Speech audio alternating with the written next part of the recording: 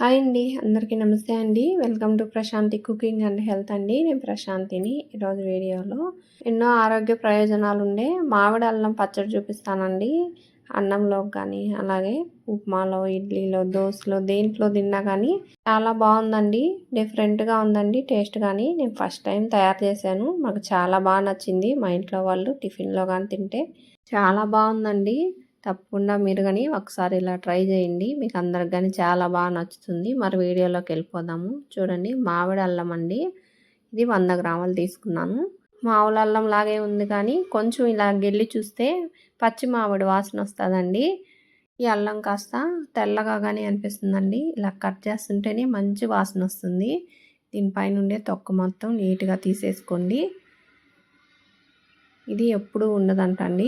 మామూలుగా మార్కెట్లో ఇది దొరికినప్పుడు మాత్రం తీసుకోండి. ఈ సీజన్లో దొరకద్దంట.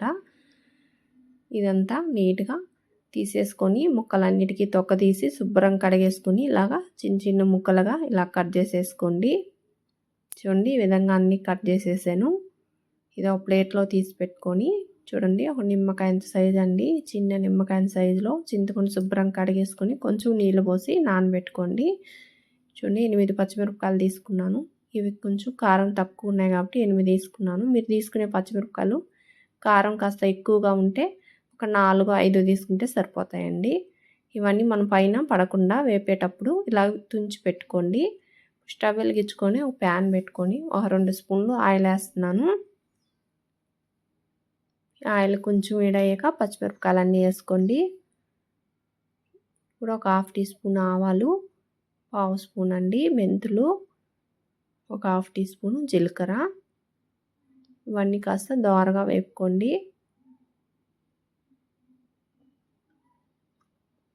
ఇలా వేపుకొని ఒక గిన్నెలోకి ఇవన్నీ తీసేసుకోండి.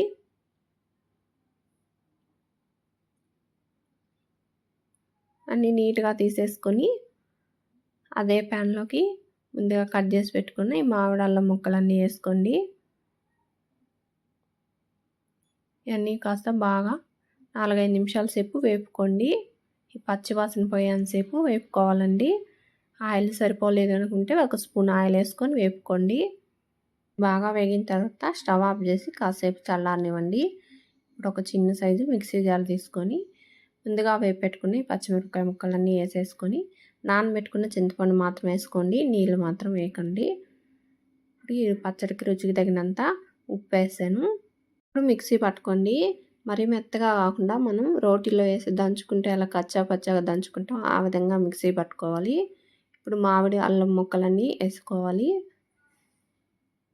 ఇవన్నీ నీట్గా వేసుకోండి. ముక్కలన్నీ వేసాను.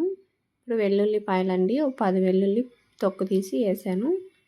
ఇప్పుడు మిక్సీ పట్టుకోండి. మీకు పచ్చడి మరీ గట్టిగా అనిపిస్తే ఒక 2 స్పూన్లు అలా నీళ్ళు వేసుకోండి. రోట్లో అయినా దంచుకోవచ్చండి. ఈ పచ్చడి ఇంకా చాలా రుచిగా ఉంటుంది. ఈ పచ్చడికి పోపు పెట్టుకుందాము. కడాయి పెట్టుకొని 2 స్పూన్ల ఆయిల్ వేసుకొని అలా 1/2 స్పూన్ ఆవాలు, ఒక 1/2 టీ స్పూన్ జీలకర్ర, ఒక 1/2 టీ స్పూన్ మినపప్పు, 1/2 స్పూన్ శనగపప్పు అన్నీ వేసుకొని దోరగా వేపుకోండి. 2-3 చిటికెలు ఇంగువ పొడి వేసుకోండి. ఒక రెమ్మ కరివేపాకు కానీ వేసుకొని అంత బాగా వేపుకోవాలి. దోరగా అన్నీ వేగిన తర్వాత పచ్చట్లో వేసుకోవటమేనండి. అయిపోయిందండి మామిడి అల్లం పచ్చడి.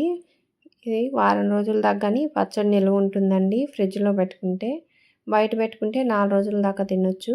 అన్నం పెట్టుకొని పచ్చడి వేసుకొని నెయ్యి వేసుకొని తింటే ఎంత రుచిగా ఉందో, 2 ముద్దలు ఎక్కువే తింటారండి. అంత బాగుంది. ఏ టిఫిన్లో అయినా కానీ భలే రుచిగా ఉంది. మీరు ట్రై చేసి మీకు ఎలాగొచ్చిందో కామెంట్ బాక్స్లో తెలియజేయండి ఫ్రెండ్స్. వీడియో నచ్చితే లైక్ చేయండి, షేర్ చేయండి. ఇటువంటి వీడియోస్ మరిన్ని చూడాలి అంటే ప్లీజ్ మా ఛానల్ని సబ్స్క్రైబ్ చేసుకోండి ఫ్రెండ్స్.